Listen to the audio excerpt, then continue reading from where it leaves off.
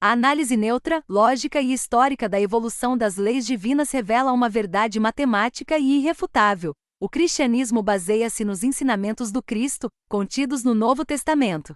Se um indivíduo pauta sua moral, sua visão de justiça e sua conduta pelas leis do Antigo Testamento, ou seja, pela lei mosaica, ele não está seguindo os ensinamentos de Jesus. Logo, por definição lógica e prática, ele não é cristão. Esta constatação não é uma opinião, mas um fato dedutível a partir da leitura direta dos textos e de forma brilhante, destrinchada pela lucidez e neutralidade do Espiritismo, através da progressão das revelações divinas.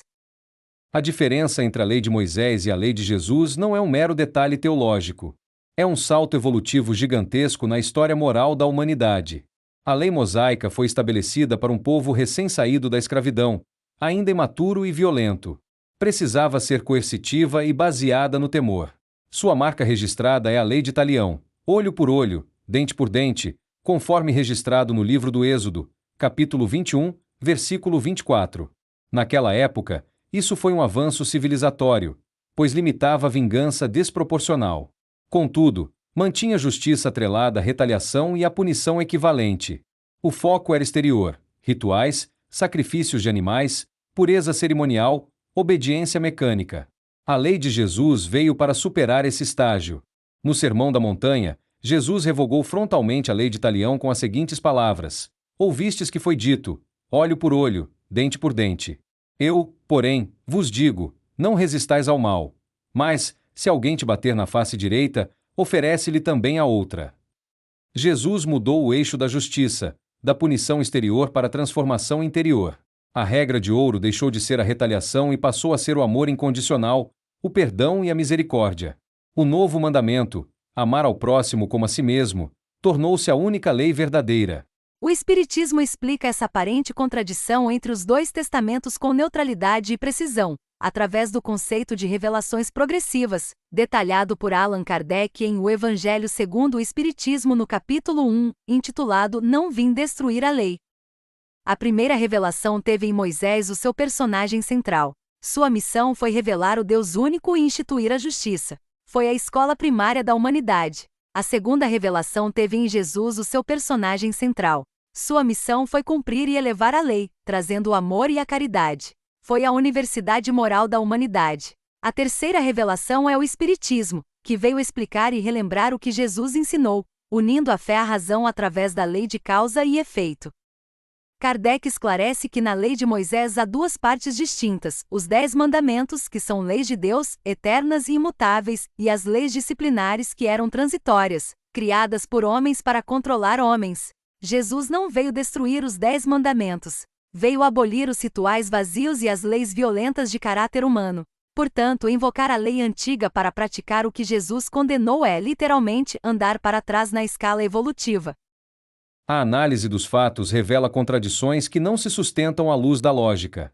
Primeira contradição: a violação do próprio Antigo Testamento. O sexto mandamento é taxativo: não matarás, conforme o livro do Êxodo, capítulo 20, versículo 13. Sem asteriscos, sem exceções. Quem usa o Antigo Testamento para justificar mortes de civis está violando a própria lei que diz defender. Segunda contradição: a deturpação da lei de talião. O olho por olho foi criado para limitar a violência a uma punição equivalente. Usá-lo para justificar retaliações desproporcionais e destruição em massa é o oposto exato do seu propósito original. Terceira contradição: a negação direta de Jesus. Jesus usou um samaritano, um povo considerado inimigo dos judeus na época, como o maior exemplo de amor ao próximo. Apoiar exclusão e violência em nome de Cristo é a definição prática de ser anticristão. E há ainda uma observação histórica e filosófica de grande peso: Jesus seria crucificado novamente. Ele foi condenado à morte pelas autoridades religiosas e políticas de Israel exatamente porque pregou o perdão, a inclusão dos marginalizados e contrariou o establishment. Se alguém surgisse hoje, naquela mesma região, pregando que o amor aos inimigos é superior à força militar, seria novamente silenciado. A história já provou isso com líderes que tentaram a paz e foram assassinados por extremistas. A equação não exige malabarismos teológicos. Se você segue a lei mosaica baseada no olho por olho, na justiça retributiva e na violência justificada, você segue a primeira revelação. Você não segue Cristo. E se você não segue Cristo, você não é cristão.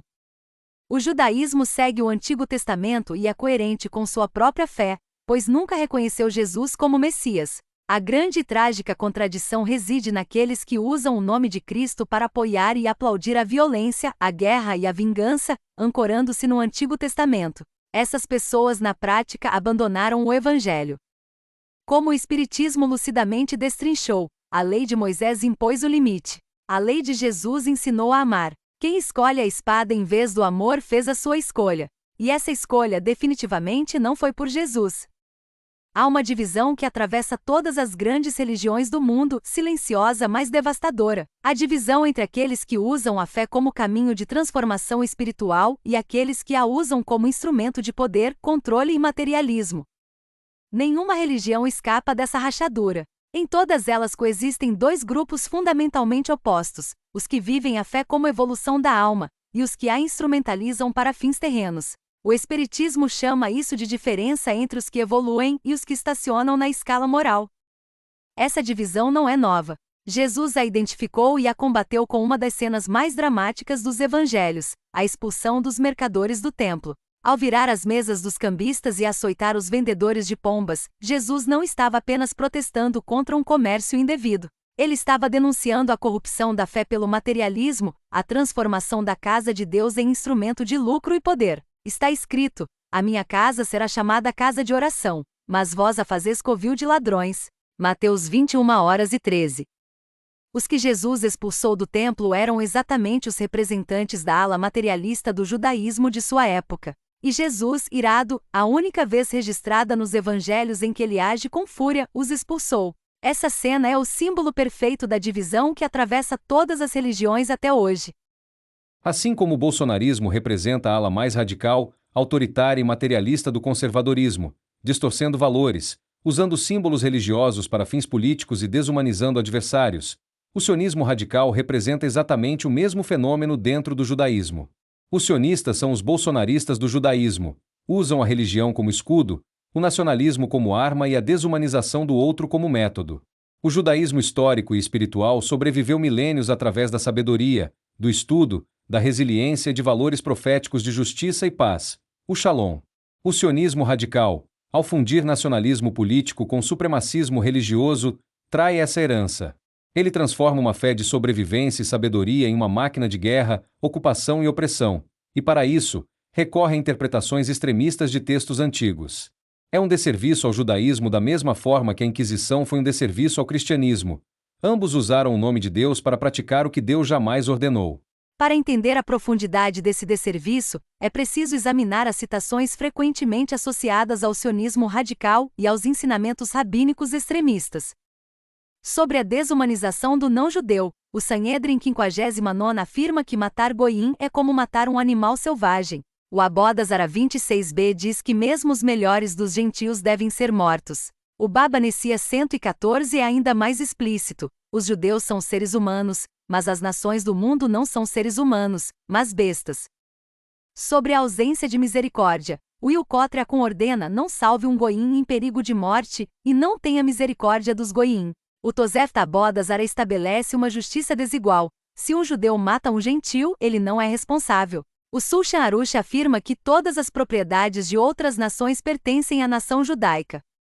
Sobre o engano e o falso testemunho, o Shabbos autoriza jurar falsamente usando palavras enganosas. O Libre David ordena que se um judeu for chamado a explicar os livros rabínicos, deve dar apenas uma explicação falsa, e quem violar essa ordem será condenado à morte. E há ainda citações que autorizam a violência sexual contra crianças gentias de 3 anos de idade. Passagens que dispensam qualquer comentário adicional sobre o abismo moral que separa esses textos de qualquer princípio espiritual genuíno. O que torna essa situação ainda mais grave é que essas citações extremistas não apenas contradizem o Novo Testamento, elas contradizem o próprio Antigo Testamento que dizem defender. O 6º mandamento, entregue por Deus a Moisés no Monte Sinai, é absolutamente claro: não matarás. Êxodo 20h13. Sem asteriscos. Sem exceções para goim. Sem cláusula para inimigos. A lei é universal. Quem usa o Antigo Testamento para justificar a morte de civis está violando a própria lei que diz seguir. É uma contradição que se destrói por dentro. Há ainda uma observação histórica de peso incontestável. Jesus seria crucificado novamente. Ele foi condenado à morte pelas autoridades religiosas e políticas de Israel exatamente porque pregou o perdão, a inclusão dos marginalizados, o amor aos inimigos e contrariou o estabelecimento religioso materialista de sua época. Se alguém surgisse hoje, naquela mesma região, pregando que o amor aos inimigos é superior à força militar, que todos os povos são igualmente filhos de Deus, que a casa de Deus não pode ser transformada em instrumento de poder, seria novamente silenciado. Os que Jesus expulsou do templo são os mesmos que hoje constroem muros, bombardeiam hospitais e ensinam que o outro não é humano. A diferença é que hoje tem tanques, aviões e apoio diplomático. A equação é simples, direta e irrefutável. O sionismo radical presta um desserviço triplo: ao judaísmo, que sobreviveu milênios pela sabedoria e não pela espada, ao Antigo Testamento, cujos mandamentos ele viola, e à humanidade, que merece uma religião que eleve, não que oprima. Todas as religiões têm sua ala materialista, os que usam Deus como pretexto para o poder, e todas têm sua ala espiritualista, os que buscam genuinamente a evolução da alma. A diferença entre as duas não está no nome da religião, está na prática diária, no amor ou no ódio, no perdão ou na vingança, na inclusão ou na exclusão. Como o Espiritismo lucidamente ensina, a lei de Moisés impôs o limite. A lei de Jesus ensinou a amar. Quem escolhe a espada em vez do amor fez a sua escolha. E essa escolha definitivamente não foi por Deus, seja qual for o nome que lhe deem.